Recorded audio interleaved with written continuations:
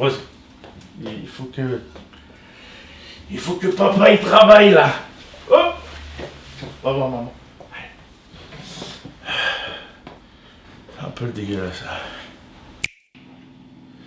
C'est un peu mieux, mais c'est pas bon encore.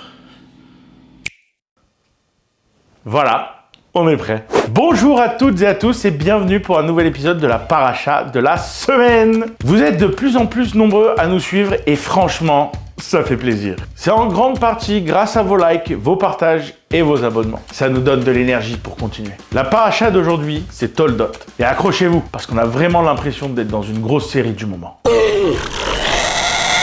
Les dragons en moi.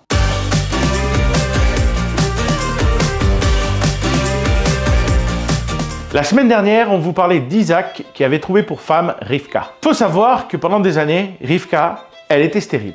C'est un peu le trait de personnage des matriarches. Elles ont des soucis pour avoir des enfants. Bon, après, tu vois les enfants qu'elles ont, donc c'est normal que ça mette du temps. Elle accouche non pas de 1, mais de 2 enfants. Punaise, le cadeau. Esav, l'aîné, et Yaakov, le second.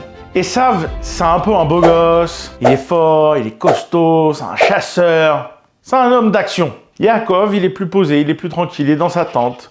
C'est un homme d'esprit. On a ici 2 vrais jumeaux, mais ils sont en réalité totalement opposés. C'est notre mère qui est noire et notre père il est blanc. Non, mais si. D'ailleurs, si ça se trouve, ils sont tous les deux blancs. Donc. Mais ça se trouve, ils sont tous les deux noirs, t'es un ouf toi. Il y a de nombreuses histoires très célèbres dans la Torah. La création du monde, le déluge, la Hakeda. Et puis il y a le plat de lentilles. T'es sérieux? Ouais, tu vas voir. Ça a l'air bête comme ça, mais ça pose le décor de l'histoire. Un jour, Esav, il revient de la chasse, il est mort de faim. Préparez-moi un repas. Je n'ai rien mangé depuis ce matin. Et Yaakov, il a préparé un plat de lentilles pour son père. Respect. Esav, il a tellement la dalle qu'il est prêt à tout pour manger. Yaakov, il voit le truc. Il est pas bête. Et il va lui dire... Vends-moi ton droit d'aînesse si ta faim est si grande et si ton héritage t'importe peu. Déjà, ça te montre l'embrouille qu'il va y avoir entre les deux. Bon, les années passent, Esav, il kiffe sa vie. Yaakov aussi. Par contre, Isaac, c'est pas trop ça. Il est vieux, il est aveugle. Non. Et avant sa mort, il souhaite bénir son fils aîné, Esav. Et Yaakov aussi, mais dans un second temps. Bah, depuis le plat de lentilles, Isaac, il s'est un peu dit... Ah, les 2 millions, ils se font des embrouilles, mais bon, Esav, c'est le grand frère. On dirait un gogol. Bon, peut-être il n'y avait pas l'accent marseillais. Mais Yaakov profite que son père soit aveugle pour se faire passer pour Esav et se faire bénir à sa place. Je vous le rappelle, Isaac c'est un patriarche. C'est le fils que Dieu a promis à Abraham. Se faire bénir par lui, c'est pas rien. Je vous raconte pas. Enfin si, je vous raconte. La tête d'Esav, quand il a compris que son jumeau s'est fait passer pour lui pour se faire bénir par son père, ça devient chaud l'histoire. Rivka, elle sent l'embrouille arriver. Et avant que ça parte en boucherie, elle envoie son fils Yaakov chez son frère, Lavan. Waouh!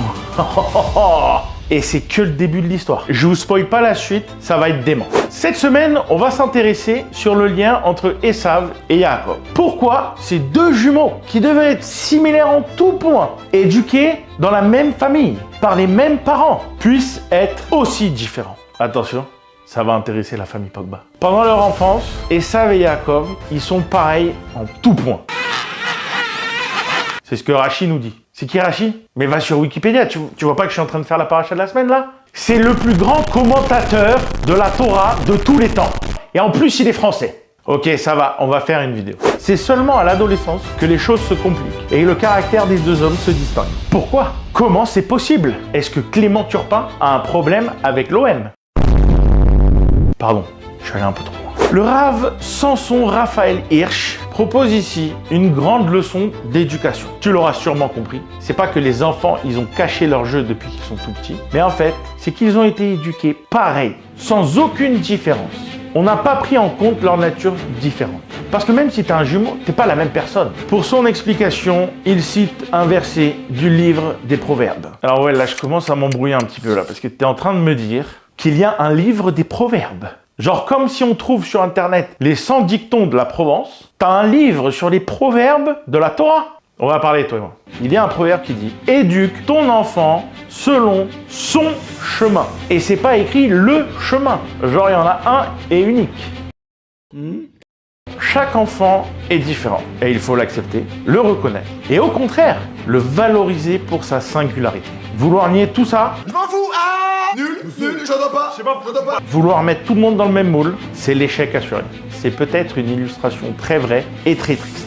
Pour Isaac, pas pour moi. Éduquer un enfant, c'est très complexe. Il n'y a pas de recette miracle. Il faut prendre le temps de s'analyser et de se comprendre, de savoir de quels outils on dispose et quelles sont nos aptitudes, et apprendre à les utiliser à bon escient. Bon, l'histoire n'est pas terminée, mais on va s'arrêter là pour aujourd'hui. Pourquoi? Parce qu'on a pas mal de choses à faire, et parce que l'histoire de Yaakov, elle continue dans la prochaine paracha. N'oubliez pas de partager vos avis en commentaire. Sur ce, je vous dis Shabbat Shalom, je vous embrasse tous.